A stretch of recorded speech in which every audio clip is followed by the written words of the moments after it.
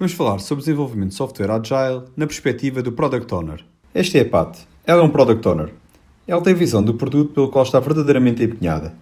Ela ainda não sabe o que o produto vai fazer, mas sabe a razão pelo qual estamos a construir o produto, qual é o problema que este vai resolver e para quem. Ela não para de falar sobre ele o tempo todo. Estes são os stakeholders, aqueles que vão utilizar, dar suporte, influenciar e ser influenciados pelo software quando estiver a ser desenvolvido. A visão da Pat é que estas pessoas vão gostar do nosso software e usá-lo o tempo todo. As necessidades dos stakeholders são expressas através das user stories. Por exemplo, um software de reservas numa companhia aérea. Essa seria uma user story. As user stories, geralmente, respondem a uma característica ou uma necessidade de utilização. Os stakeholders têm muitas ideias. A Pat ajuda-os a dividi-las em diferentes user stories. Agora, alguém precisa de construir o software. Aqui estão eles. A equipa de desenvolvimento. Uma vez que são uma equipa Agile, não trabalham apenas por uma entrega no final. Em vez disso, produzem user stories com frequência e rapidez. Eles geralmente produzem 4 a 6 user stories por semana, então essa é a sua capacidade. É fácil de medir. Basta contar o número de histórias entregues por semana. Algumas user stories são grandes, então conta como 2. Algumas são pequenas e contam com metade. Mas, em resumo, entregam até 4 a 6 user stories por semana em produção. Para manter esse ritmo e não ficar sobrecarregados por testes de regressão manual, a equipe investe fortemente em otimização e em integração contínua. Cada user story, ao nível da funcionalidade, possui testes de aceitação automáticos, e a maioria das user stories possui testes unitários automáticos ao nível da story. O problema é que aqui estão um conjunto de stakeholders que pedem todo o tipo de coisas. Estes certamente não vão limitar-se apenas a 4 a 6 ideias por semana, mas têm muitas ideias e muitas vontades. Todas as vezes que nós entregamos algo a funcionar, eles vão ter ainda mais ideias e, por isso, vão pedir ainda mais coisas. Então o que acontece se tentarmos fazer tudo o que eles pedem? Não concluímos nada. Suponha que a equipa começa a trabalhar em 10 novas user stories por semana. Se a entrada é 10 e a saída é 4 a 6, a equipa vai ficar subcarregada em trabalho. Isto vai prejudicar a sua performance através de multitasking, desmotivação e, finalmente, menor produção e menor qualidade. É uma situação onde ninguém ganha. Todos perdem. É como tentar empurrar mais papel para uma impressora para fazê-la imprimir mais depressa. Ou empurrar mais carros para um sistema rodoviário completamente cheio. Não funciona. Apenas faz as coisas empenar. É uma lei básica do universo. Se a entrada for maior que a saída, inevitavelmente obtém-se superlotação ou perdas. A forma como a framework Scrum e a metodologia Extreme Programming evita este problema é chamada de Yesterday's Weather. A equipe diz, bem, nas últimas semanas terminámos 4 a 6 user stories por semana. Então quais as user stories que temos que construir esta semana?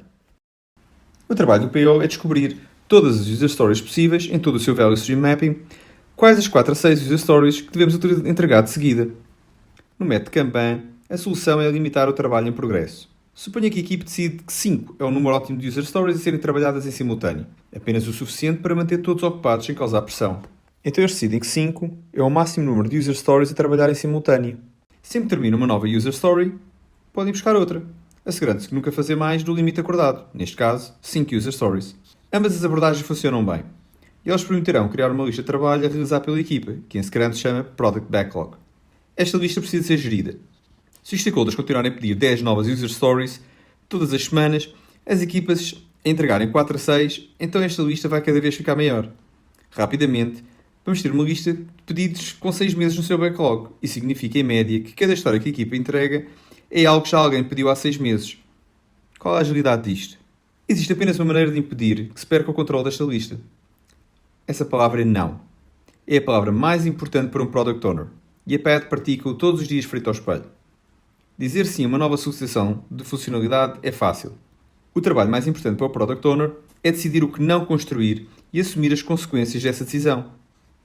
O Product Owner decide o que está a acontecer e o que acontece mais tarde. E também decide a prioridade, o que construímos agora e o que construímos mais tarde. Este é um trabalho difícil e precisa ser feito em colaboração com a equipa e os stakeholders. Para poder priorizar, o Product Owner deve ter ideia do valor do negócio de cada user story, bem como o seu esforço. Algumas user stories são criticamente importantes, outras são apenas características, logo algo como um bónus. Algumas user stories levam apenas algumas horas para construir, outras levam meses. Adivinhe qual é a correlação entre o valor para o negócio da história e o esforço da mesma história? Isso mesmo, nenhum. Maior não significa melhor. Pense em qualquer software que tenha utilizado e acredito que pode identificar pelo menos um software que realmente simples e que é muito importante que você usa todos os dias. Após também, pode pensar pelo menos num software enorme, complicado, que é totalmente sem utilidade. Valor e esforço é o que ajuda a Pat a priorizar de forma inteligente. Estas duas user stories têm aproximadamente o mesmo valor para o negócio, mas também diferente. Então, primeiro esta, e por aí adiante. Mas espera um momento. Como é que ela sabe o valor para o negócio de uma user story? Como é que sabe o esforço? Bom, aqui estão as más notícias. Ela não sabe. É um jogo de adivinha. E é um jogo em que todos estão envolvidos. A Pat tem de conversar com os stakeholders para descobrir o que mais valorizam. E continuar a conversar com a equipa para descobrir o que acham sobre o que é grande ou pequeno, em termos de esforço de implementação. Estas são medidas relativas, não números absolutos. Eu desconheço o peso desta maçã ou daquele morango, mas tenho certeza que a maçã pesa pelo menos 5 vezes mais do que o morango. Para mim, o morango sabe melhor. E isso é tudo o que a Pat precisa de saber para priorizar o Product Backlog. Esta é a forma correta de o fazer. No início do novo projeto, as estimativas não são boas. Mas não se preocupe, o maior valor são as conversas e não a realidade das estimativas. Cada vez que a equipa entrega algo aos utilizadores, aprendemos qualquer coisa e melhoramos. Refinamos o valor para o negócio e o seu esforço. É por isso que priorizamos e estimamos continuamente. Tentar conseguir tudo bem desde o início é muito difícil, porque sabemos o mínimo. O feedback é o nosso melhor amigo. A priorização ainda não é suficiente. A fim de entregar rápido e com frequência, precisamos dividir as user stories em pedaços mais pequenos, de preferência apenas com alguns dias de trabalho por user story. Queremos trabalhar primeiro nas user stories mais pequenas e de maior valor para o negócio, com menor esforço, e as maiores user stories vão depois. Ao fazer esta desagregação de forma clara, podemos tirar proveito dos nossos conhecimentos sobre o produto e as necessidades do utilizador. Bom, tudo isto que eu tenho estado a falar, estimar o valor e o tamanho das user stories, priorizar, dividir, tudo isto é geralmente chamado de Backlog Refinement. A PED promove uma reunião sobre o Backlog Refinement todas as quartas-feiras das 11 às 12. Geralmente todos estão presentes e às vezes alguns dos stakeholders também. A agenda varia. Às vezes o foco está no esforço, outras na divisão das user stories e às vezes no critério de aceitação de cada funcionalidade. Espero que esteja a entender o principal propósito deste tema até agora. Comunicação. O trabalho do PO é principalmente sobre a comunicação. Quando perguntamos aos POs experientes o que é preciso para ter sucesso, eles geralmente enfatizam a paixão e a comunicação. Não é coincidência que o primeiro valor do Agile Manifesto seja indivíduos e interações em vez de processos e ferramentas. Assim, o trabalho do Product Owner não é fazer perder tempo com user stories. Isso é chato e ineficaz. Pat, em vez disso, garante que todos entendam a visão, que a equipa está em contacto direto com os stakeholders e que há um ciclo muito pequeno de feedback em termos de entregas frequentes para os verdadeiros utilizadores do nosso software. Desta forma, a equipa aprende e tem autonomia para tomar decisões. Então a Pat concentra-se no software e desenvolvimento. Há inúmeros compromissos que precisam de ser feitos por Pat e pela equipa. Vejamos alguns. Em primeiro lugar, há compromissos entre diferentes tipos de valor. No início de um projeto, a incerteza e o risco são nossos inimigos. Existe o risco para o negócio? Estamos a construir o que é certo? Existe o risco da equipa? Será que conseguimos construir o que queremos? Existe riscos técnicos. Funcionará na plataforma em que queremos executá-lo? Será possível escalar? E há o risco no custo e no tempo. Podemos terminar o produto num período de tempo razoável, por um valor aceitável de custo? O conhecimento é o oposto do risco. Então, quando a incerteza é elevada, o nosso foco é a aquisição de conhecimento. Concentramos em coisas como protótipos de interface, de utilizador, spike user stories ou outras experiências. Não é muito emocionante para os clientes, mas ainda assim é bastante valioso porque estamos a tentar reduzir o risco investigando. Numa perspectiva de valor para o cliente, a curva aparece com isto no início. À medida que a incerteza é reduzida, focamos cada vez mais no valor para o cliente. Sabemos o que vamos construir e como. Então vamos lá. E ao fazer as user stories de maior valor primeiro, obtemos esta agradável curva de valor mais íngreme. E então, gradualmente, a curva de valor começa a estabilizar. Nós construímos as coisas mais importantes, agora estamos a adicionar funcionalidades extra, é o topping dos lados. Este é um lugar agradável para estar, porque em qualquer momento a Pat e a equipa podem decidir terminar e passar para outro projeto mais importante ou iniciar novas funcionalidades dentro do mesmo produto. Isto é a agilidade do negócio. Então, quando falo sobre valor aqui, quero dizer que o valor do conhecimento mais o valor do cliente é o que nós precisamos continuar a encontrar para um compromisso entre estes dois. Outra decisão é o de pensar a curto prazo versus pensar a longo prazo. O que devemos construir já? Devemos resolver primeiro os bugs ou criar novas funcionalidades que vão fazer os utilizadores vibrar? Ou fazer um upgrade ao sistema que permite o desenvolvimento mais rápido no futuro? Precisamos equilibrar continuamente entre o trabalho reativo e o trabalho proativo. Ou seja, decidir se apagamos fogos ou os prevenimos. Isto está relacionado com outro compromisso. Devemos nos concentrar em construir as coisas certas, de forma correta, ou construí-lo de forma rápida. Idealmente queremos os três, mas é difícil encontrar um equilíbrio. Suponham que estamos aqui, a tentar construir o produto perfeito com a arquitetura perfeita. Se passarmos muito tempo a tentar obter a perfeição, podemos perder a janela de mercado ou enfrentar problemas de liquidez. Suponham que estamos aqui, apressamos a transformar um protótipo num produto viável. Perfeito a curto prazo, Talvez, mas no longo prazo, estaremos cheios de problemas técnicos e a nossa velocidade vai se reduzir a quase zero. Suponha que estivemos a construir uma bela casa de férias em tempo recorde. Infelizmente, os utilizadores não precisam de uma casa de férias, mas sim de uma autocaravana. Há aqui uma tensão saudável entre os diferentes papéis no Scrum. Os Product Owners tendem a concentrar-se em escolher bem as User Stories, ou as Features. As equipas tendem a encontrar-se em construir bem. E os Scrum Masters, ou Agile Coach, tendem a concentrar-se em melhorar o feedback loop, a performance da equipa. Vale a pena enfatizar a velocidade. Um feedback curto é possível acelerar a aprendizagem, para que se aprenda rapidamente o que está certo e como construir corretamente. No entanto, as três perspectivas são importantes, por isso continuamos a tentar encontrar o equilíbrio. Finalmente, há o compromisso entre o desenvolvimento de novos produtos e a melhoria do produto existente. O Product Backlog é um termo confuso, porque implica que existe apenas um produto. O projeto também é um termo confuso, porque implica que o desenvolvimento de produto termina.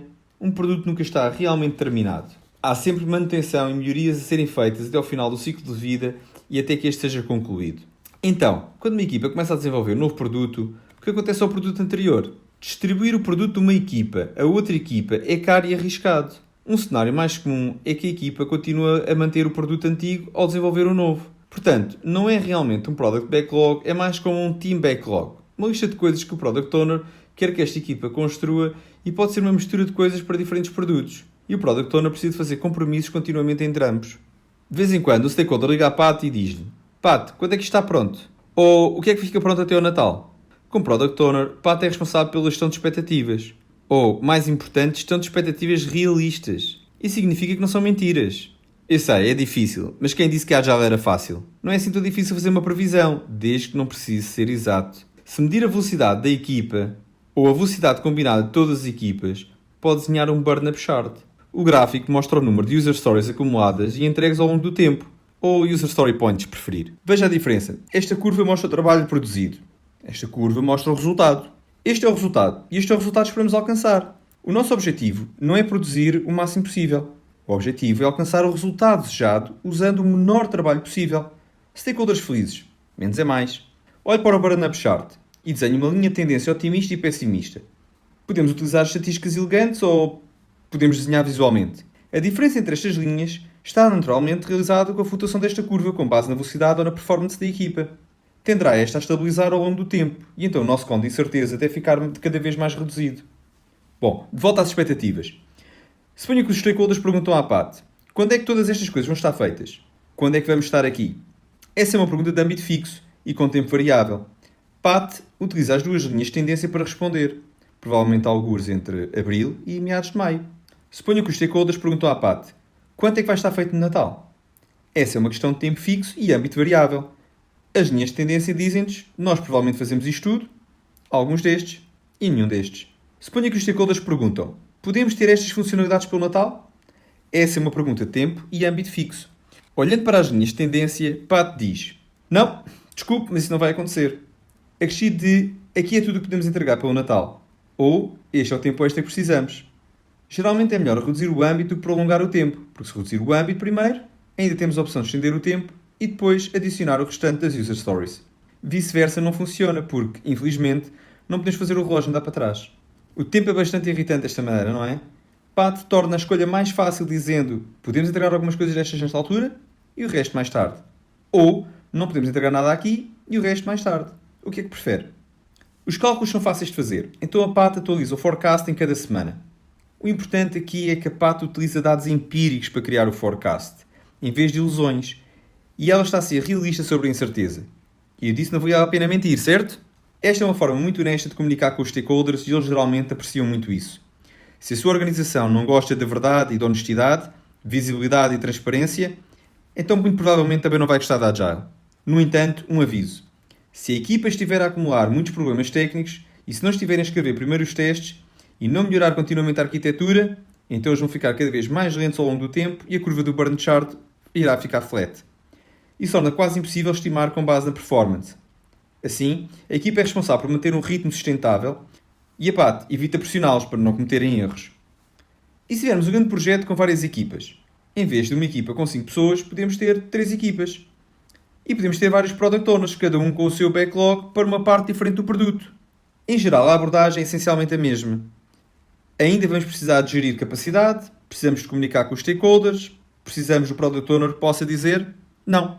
E ainda precisamos do Backlog Refinement. A velocidade é a soma de todos os resultados e pode ser usada para forecast. Ou ter um forecast separado para equipa, se isso fizer mais sentido. Num cenário de várias equipas, no entanto, os Product Owners têm uma responsabilidade adicional: conversar uns com os outros. Devemos organizar as equipas e backlogs para minimizar as dependências, se for possível. Mas vão sempre existir algumas, que não podemos eliminar. Portanto, deve haver sempre algum tipo de alinhamento entre os Product Owners para que seja possível construir as coisas de forma sensata e evitar a suboptimização. Em projetos de grande envergadura, isso geralmente requer algum tipo de Product Owner dos Product Owners para os manter sincronizados. Ok, é isto. Há já a Product Owner em resumo. Espero que tenham gostado desta versão adaptada e autorizada pelo Henry. E o meu nome é Hugo Lourenço.